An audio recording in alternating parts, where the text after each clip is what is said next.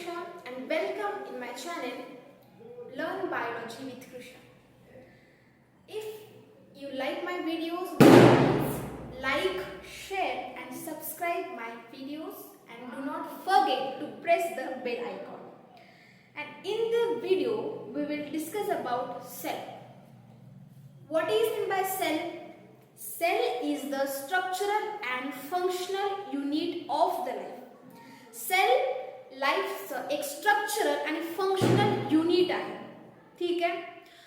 Y we call here structural and functional unit of the life. सेलला आपण structural आणि functional unit का म्हटलंय लाईफचं?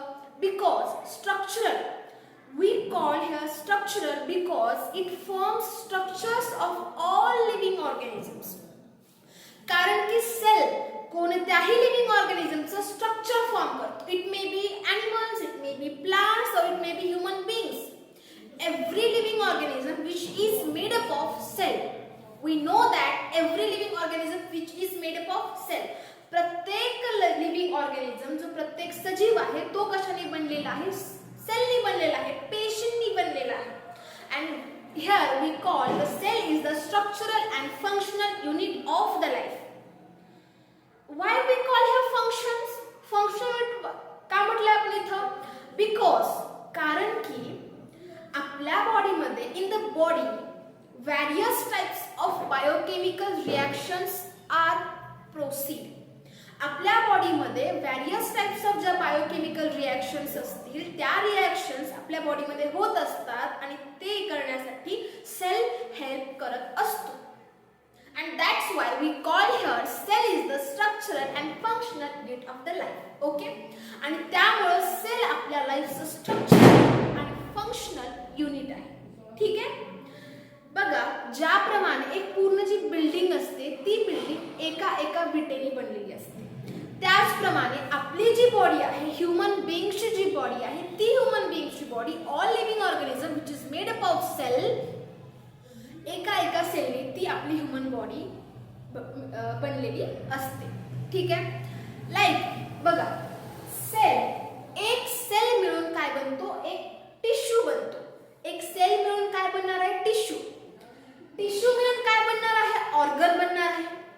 ऑर्गन मिळून काय बनणार आहे? एक ऑर्गन सिस्टीम बनणार आहे. आणि एक पूर्ण ऑर्गन सिस्टीम मिळून एक पूर्ण बॉडी बनणार आहे. ठीक आहे.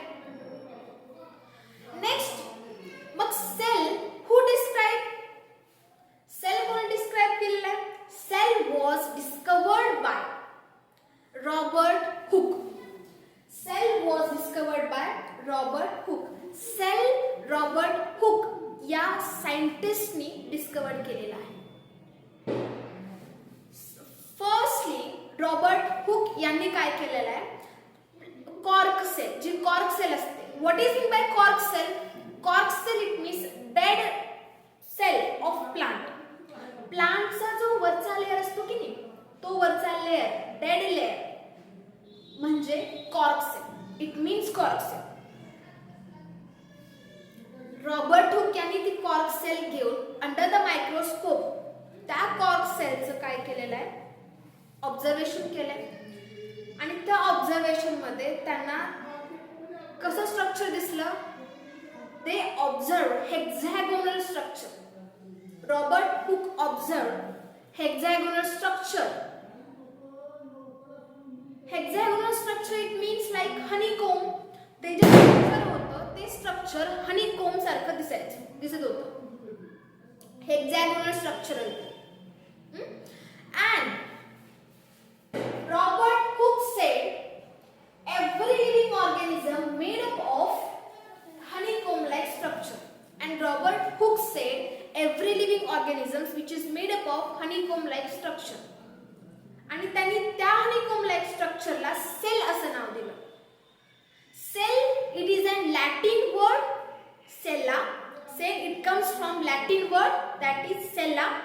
Cella म्हणजे काय? Cella it means small room. Cella म्हणजे एक small room. honeycomb कसे असतात? ठीक आहे, त्याप्रमाणे कंपार्टमेंट, छोटे कंपार्टमेंट असतात. ठीक आहे. सेल हा वर्ड एका लॅटिन वर्ड पासून आलेला आहे, तो जो लॅटिन वर्ड आहे तो लॅटिन वर्ड आहे cella. Cella it means small room. And he named cell.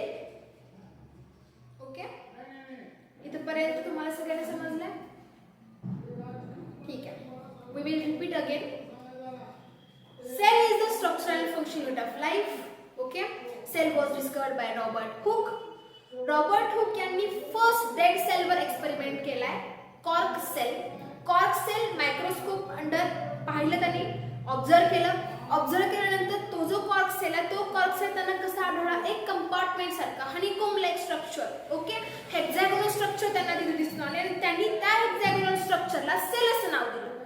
Sale हा जो वर्ड आहे हा लॅटिन वर्ड पासून आलेला आहे. लॅटिन वर्ड कोणता आहे? सेला. सेला हा लॅटिन वर्ड आहे. ठीक आहे, मग सेला म्हणजे काय? What is mean by cella? Cella it means small room.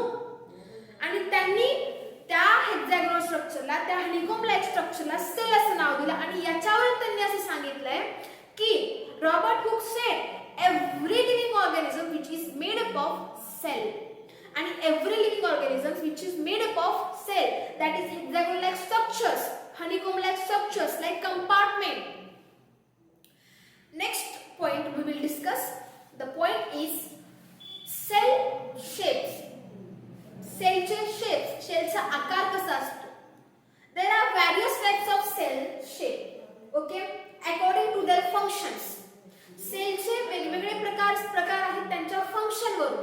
Sale काय फंक्शन करतो, काय कार्य करतो याच्यावरून त्यांचे काय various types of shapes आहेत. Like we will discuss some shapes here. Okay, let's go. Round shaped, oval shaped, columnar shaped, spindle shaped and star shaped. These are the some shapes of cell. हे काही सेलचे shapes आहेत, आकार आहेत, according to their functions. त्यांच्या function वरून हे सेलचे काय आहेत? आकार, shapes. Round, like round. Okay, circular, oval shaped cell, columnar cell, spindle cell and also star shaped cell. Okay, these are the shapes of cell. हे सेलचे shapes आहेत. ठीक आहे. There are mainly two types of cell. Two types of cell. There are mainly two types of cell. First cell, animal cell. First cell, animal cell, and the second one is an plant cell. Animal cell and plant cell, these are the two main types of cell. Animal cell and plant cells which consist of cell organelles. Animal cell and plant cell which is consist of cell organelles.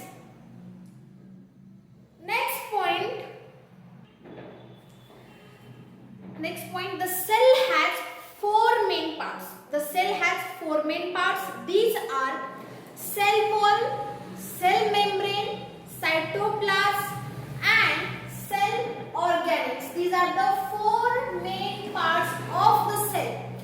हे सगळे सेलचे four main parts आहेत. कोणकोणते main parts आहेत? Sale wall, sale membrane, सायटोप्लाझ्म आणि sale ऑर्गॅनेल्स. हे सेलचे चार मेन पार्ट्स आहेत. सेल वॉल आणि सेल मेम्ब्रेन हे दोन्हीही आउटर मोस्ट पार्ट आहेत. बघा, लक्ष द्या. सेल वॉल आणि सेल मेम्ब्रेन हा सेलचा आउटर मोस्ट पार्ट आहे. पण सेल वॉल हा कोणामध्ये आढळतो? सेल वॉल हा प्लांट मध्ये आढळतो. Cell walls which is present in the plant cell. Cell wall which is present in the plant cell, and in the plant cell wall it is an outermost covering, and in the animal cell membrane is the outermost covering. बघा, plant cell मध्ये cell wall outermost covering आहे. ठीक आहे, plant cell मध्ये cell wall outermost covering आहे. But in the animal cell, पण animal cell मध्ये cell membrane is the outermost covering. Animal cell मध्ये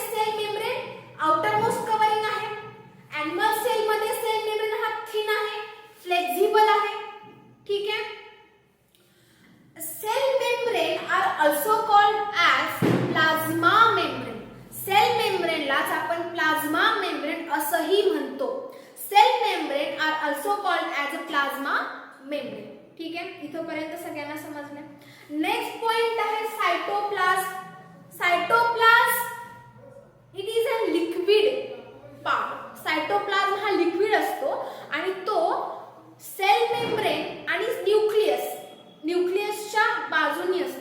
ठीक आहे, सायटोप्लाझम हा न्यूक्लियसच्या बाजूनी असतो.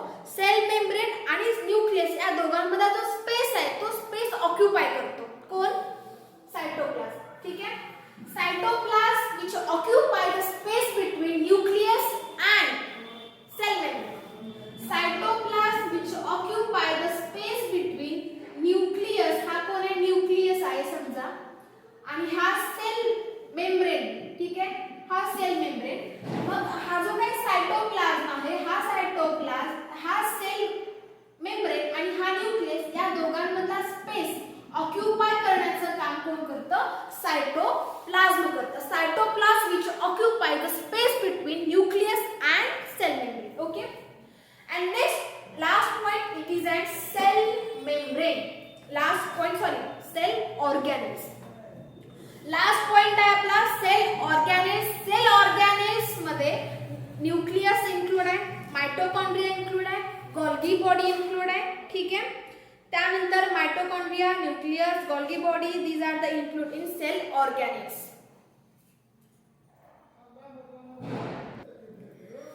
So here we stop, and if you like this video, so please don't forget to subscribe my channel, and do not forget also to press the bell icon, like, share, subscribe my channel. Thank you.